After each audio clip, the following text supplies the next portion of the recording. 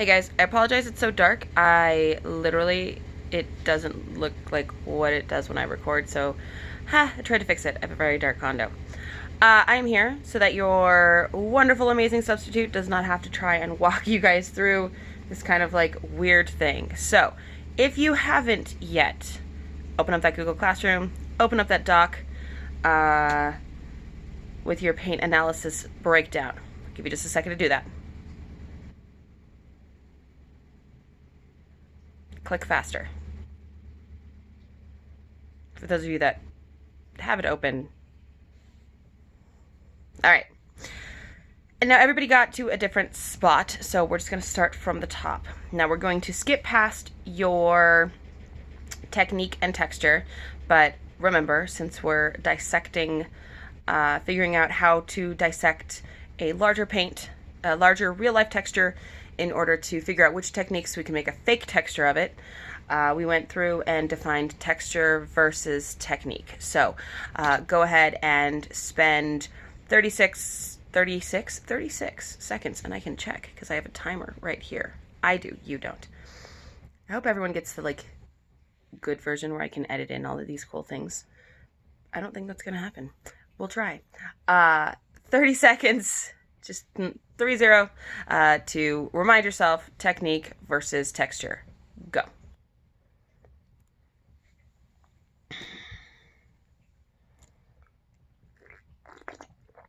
That wasn't a good one.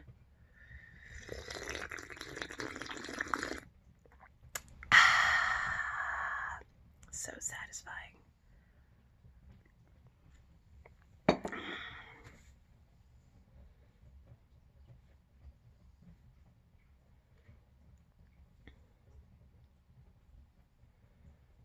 Ten seconds.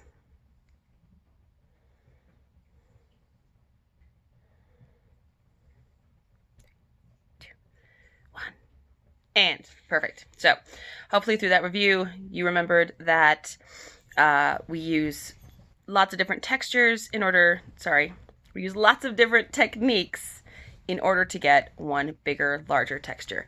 I really would like the light to suck less. It's not gonna happen. Okay. I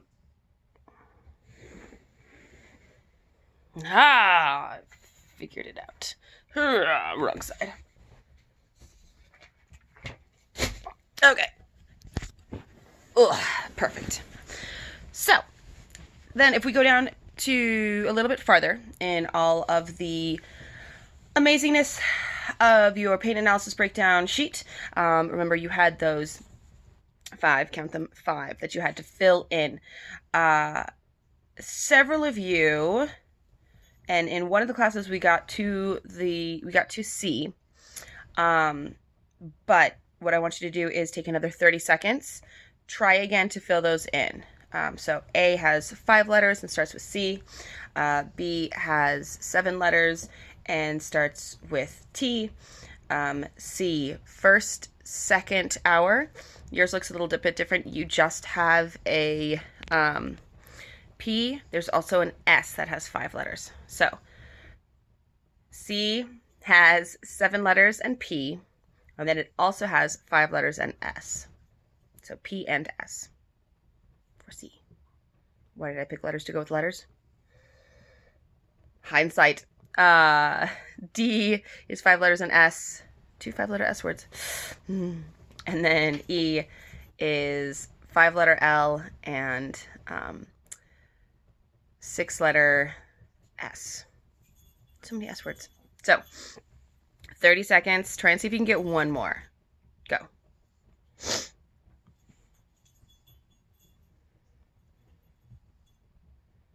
What do you have that has a bell on it?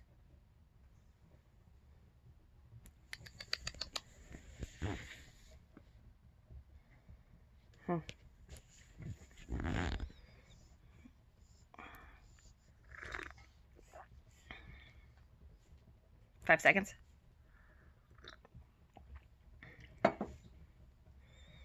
Perfect. Okay, so we're going to rock and roll through these. It's going to be amazing. So remember that letter A, I think every class has, but to review, letter A is what? No, talk. I know I'm not there, but talk. For the love of all that is holy. Letter A is what? No, talk. Letter A is what? Thanks, guys. Color. Correct. And remember, we got to be really specific with color. Brown is not good enough. It's got to be what color brown. Gold is not good enough because if you look at the wonder and the glory, I don't even know if you can actually see that because of light. There's like 16 different colors of yellow in that thing. Yellow and tans and browns and stuff. So brown is not good enough. Blue is not good enough. We got to be crazy, crazy specific if we're going to break these down and get that accurate color. Amazing. All right. B, I had already given you. B, you got from yesterday. B is what? Play the game, people. B is what? Hey. You do it more and more. That's awesome. So B is texture. I know. Big texture, little texture. So we're going to think macro or your real life or large paint texture. And then we're thinking of the texture within it. So remember, those are all the feels. How does it feel? This is really weird to do one-handed. Just saying.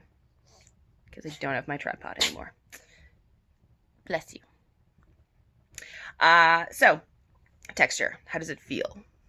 Rough, smooth, bumpy, fuzzy, all those good things. All right, C. Now, some classes got here and some classes didn't. So, letter C. Because I'm not there, if you did C with me, then you can just keep, scrolling through the video. I don't know how long it'll take. I'll try and put a timestamp over here to tell you where to fast forward. But if you did not do C with me, we're going to do it a little differently than we did in class because you're not going to walk around the room because that's weird. Great. So for letter C, what do we think the words are? Think the thing on my shirt. Shirt. Or geometric. Pattern and shape. Good job. So, pattern and shape. There is pattern and shape within every single larger texture. 110%. Who loves pattern and shape? Painters love pattern and shape. But here's the thing. So, I want you to create... If you get the cool edited version, I have a whiteboard here and I'm going to do the shape for you. If it's not the cool edited version, because technology hates me, you just get me talking. So I'm sorry. I have no paper. Okay, great. So pattern and shape, meaning there's 4 different quadrants. All right. So if you scan down on your document, it's already there for you in number C. Number C? Number C. Yep. Good. So if you go down to lower in the document, you will have something that has a little gritty grid. And in the upper left-hand corner, it says organic. Under that, it says random. Then it says repeating. And then it says geometric. These are kind of the 4 classifications for all things pattern and shape when it comes to paint. Some of you have linear instead of geometric. I wrote things down wrong when I made it the first time. I am sorry. Geometric, not linear. You can also call it linear, but geometric's more accurate. So, what I want you to do is I want you to, on your note sheet, if we did not go over and you did not vote with your feet, you are now going to vote with the interwebs. So I want you to find me. You're going to take about 5 minutes. We're just going to have everybody do this because I don't know that we're really on the same page. I lied. Everyone is doing this. Everyone. I need you to go and find me an example of what you consider organic, what you consider geometric, and what you consider random, and what you consider repeating. And I'm going to have you put that on the next page. So just make another page. Or you can put small pictures, shrink them down, next to letter C with the question marks, if you know how to do that. So if you know how to shrink down pictures, I'm sure your sub can help you. You can put those next to the question marks on C, but I need an example of an organic shape, a geometric shape, or organic pattern and shape, geometric pattern and shape, random pattern and shape, and repeating. Yes. I feel like 1 minute per. Let's give you 5 minutes to knock that out. So, 5 minutes. I'm not going to sit here and wait 5 minutes. That's dumb. So, pause the video here. Go handle that. Okay. 5 minutes. That sound was me going fast forward in time. Welcome back to 5 minutes. If you fast forwarded and you were like, ooh, I need to fast forward because she said so. Go back. Do the pattern and shape thing. Again, I need an example of organic pattern. I need an example of geometric pattern. I need an example of random pattern and repeating pattern. Whatever it means to you for right now. Perfect. All right, so that is pattern and shape. That is letter C. Letter D. This is one I always forget, and this is one that's hard for me to deal with. But any guesses? Think big versus small. We've already done it in construction a lot. What do we do, and what is it called when you make something big smaller or something small bigger?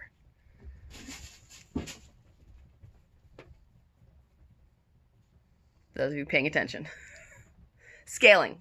Yes, we are scaling something down, big or little, depending what we're doing. Oofta. Coffee. Great. So, scale refers to literally, not only is how big is something, but how big does it need to be?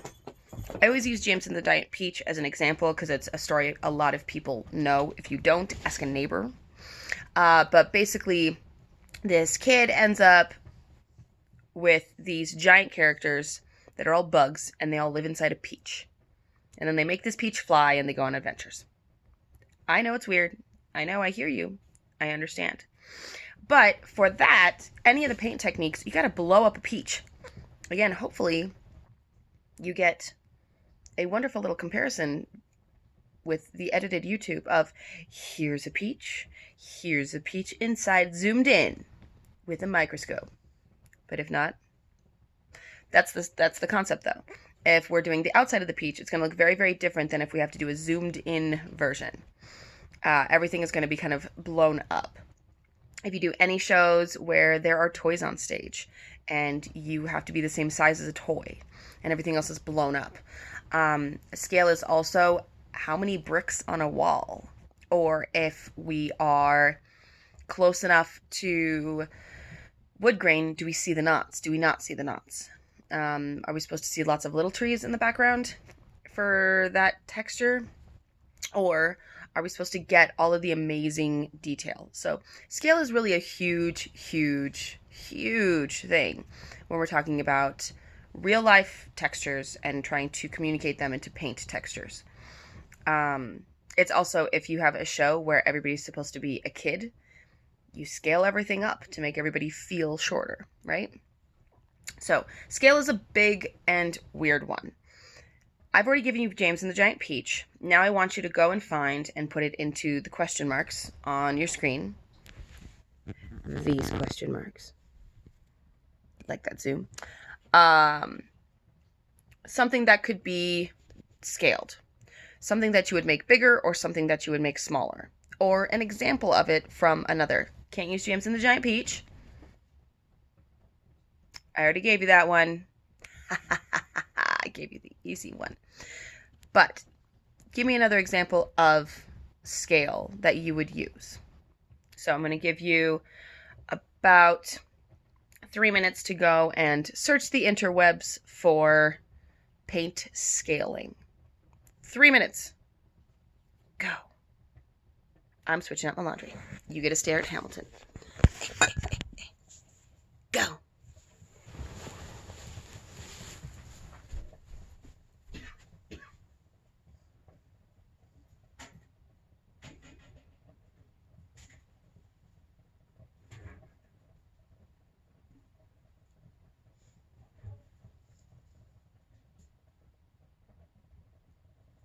distracted by those memes.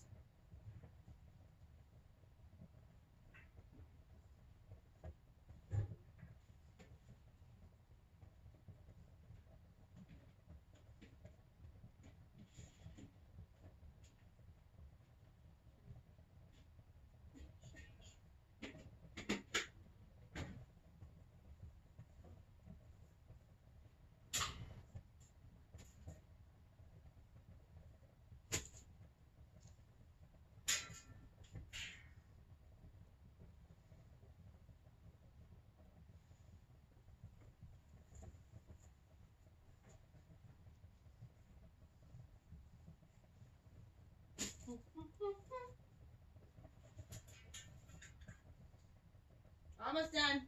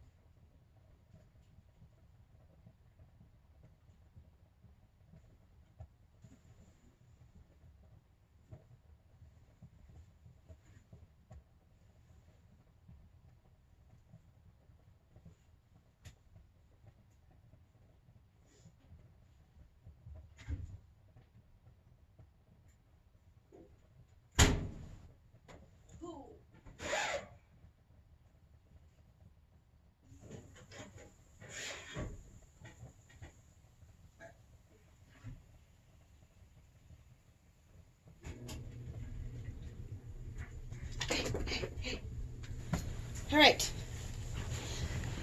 Adulting managed. Oh, and you got 15 seconds. Yeah. Whew. Fastest laundry I've ever done. Scale. You're doing scales to remind you. In case you didn't take your 3 minutes to make good decisions. You all would never do that. I don't know what I'm talking about.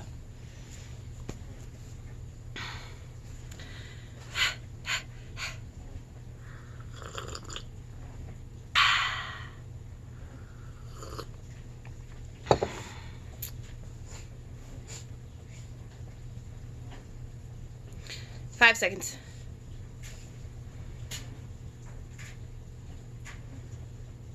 Even though we've already talked about the fact that this is W, but welcome back. All right, so from your scale, we're going down to E, good old E, and E is L and S. What do you think? Here, let me give you a hint.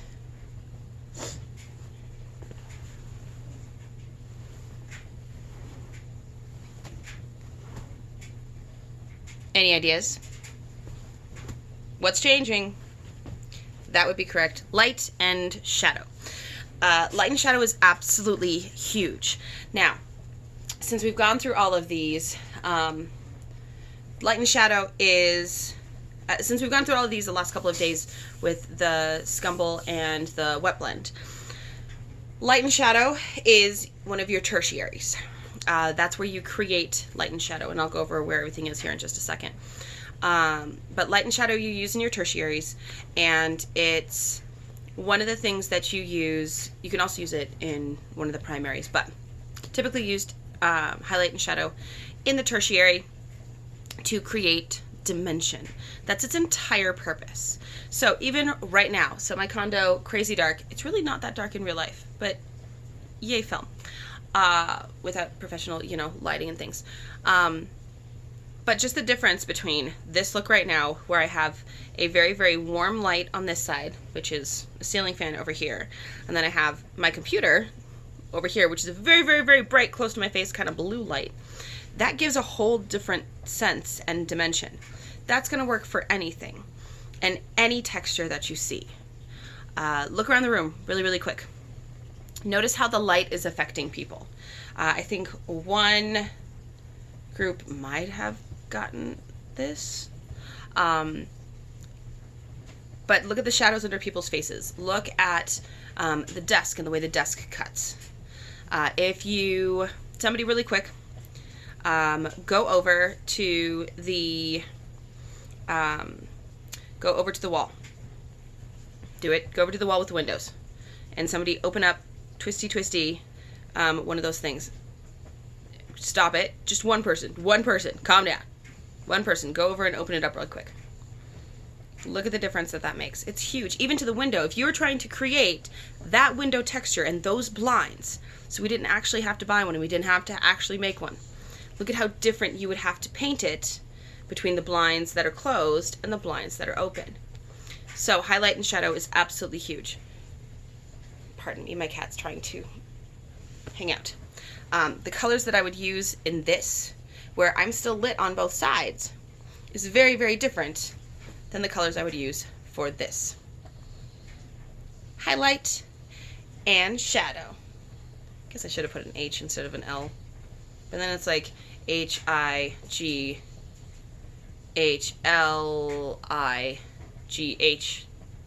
That's a really long word. Highlight. Moving on. So now you have your 5 basics. So your colors. Letter A is established through your primaries.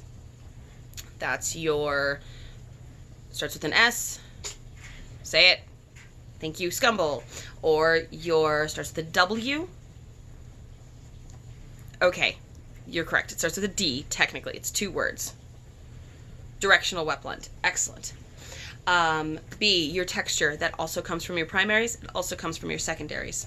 We're going to do secondaries when I get back. And then C, pattern and shape. That comes from your primaries and your secondaries. Scale absolutely comes from your primaries. And believe it or not, your highlight and shadow, which is a tertiary. And then, of course, light and shadow, 110% comes from your primaries and comes from your tertiaries. Secondaries, kind of, it just gives you kind of the means, the shapes to highlight and shadow, right? Perfect. Onward and forward and on to the next thing. So, by my count, because we zoomed forward in time 5 minutes, you're at about 27 minutes of a 45-minute period. So, it's probably taking you 3 to 5 minutes to do the do now, and the clock is ticking down as I'm doing math. So 27, 28, 29, 30, 31, 32. Haha! So you have 10 minutes. That's perfect. Now let's practice, is what the sheet says. So that's what we're going to do. So you're going to choose a real-life texture in the room. There's a little thing that says we choose. Yes, fill that in. So you're going to choose a real-life texture, and then I want you to fill this out. But you're going to do, in each little box, a draw, describe, define. One of those 3. One of those 3. So you're going to dissect that real-life texture and put it into these boxes. Let me give you an example real quick. So, if I am visual aids. Oh, visual aids with no light. Hold on, fam. We got this. Hi. Yeah. Okay. That doesn't help at all. I'll figure it out. Stop judging me. It worked earlier when the thing actually worked, and it doesn't now. Of course not. Why would it be that simple? Oh, wait, maybe now? Wait, maybe now? Not enough for you to see. Anyway, if I were to dissect this piece of wood grain that's in front of me, I'm going to get the most oofda. Ignore my condo and my cat.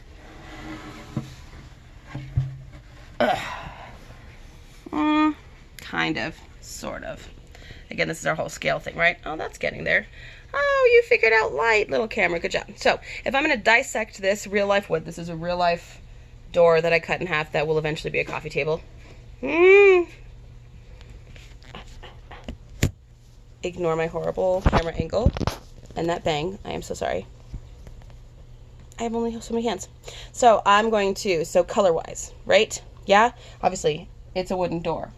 But I've got at least 1, 2, I'm looking up at the knot specifically. I can see at least 3 basic colors, right? We've got, I can totally do this. The super, super, super dark color right in through here. We've got that lighter kind of honey tone. So we've got the kind of espresso brown color right here. And then we've got kind of the honey brown. And then we've got almost a nut, chestnut, warm brown. It's got a little bit of a red to it.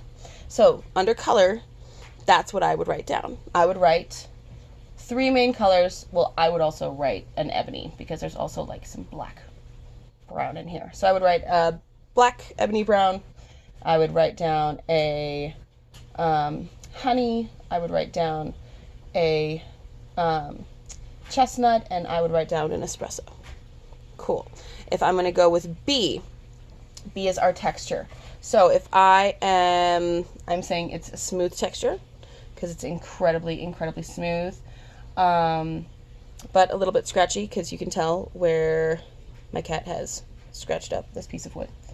We don't talk about it. It was a dark, dark day in my house.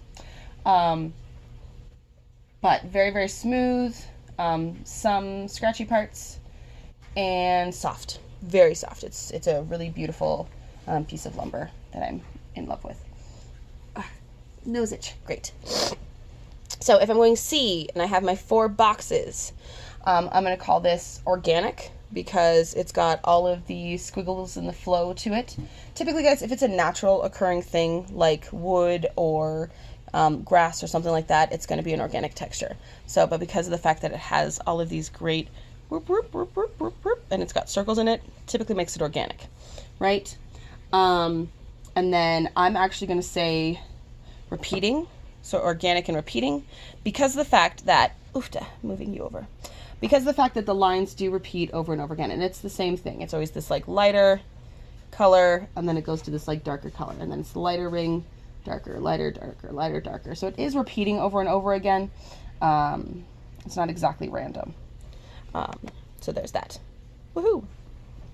When your computer dies mid-sentence. Great. So then if we go down to D, which is our scale, I would say that this feels very blown up as far as wood grain goes. It's a really defined wood grain. And so instead of being subtle and hidden, it would be a fairly real life to blown up scale. And then if I'm rocking and rolling with my highlight and shadow, how do I need to use highlight and shadow? Well, with this particular texture of the door itself, so if I'm going to make this door again, I've actually got things carved into it right in through here. I might be able to get you to see it. Kind of, sort of, kind of. So you can actually see all of these ridges. You can hear them. Great. So I want to use highlight and shadow to carve in those ridges. So like this piece right here isn't actually lighter. It's just how the light is hitting it. Down underneath here, and this isn't actually darker. It's just the fact that it's coming underneath the light. If I tilt it, see that banding? If I tilt it this way. So it's also, when you're talking about light and shadow, it's how does light and shadow affect your texture? So for this one, we would see the carving in the door more versus not see the carving in the door. So that's an example of breaking it down. So you now have, I think, exactly 10 minutes to get that done. Showing the substitute the email. That, my dear lovely friends, is your exit ticket. So show the substitute that you have emailed that to me or shared that to me or somehow given me that thing. My goodness, the lighting in here is awful. Note to self for future life things. But yes, so your exit ticket then is showing the substitute or CCing them on an email that you have shared this document with me so I can check it and grade it. Thanks for being so wonderful for the sub, guys. Really, really proud of you. According to my little timer on here, you have exactly 10 minutes to get this done. That is more than enough time to break down that texture, but make sure that you guys are having discussions. Dissecting a real life texture takes thought and takes idea bouncing. If you're not bouncing ideas off of each other, then it's just one person's creative expression. That discussion is what makes art great. That discussion is what makes us elevate what we're doing. So, talk about it. Gosh darn it. All right, be good. Have a fantastic weekend. I will see you guys on Tuesday. Ha!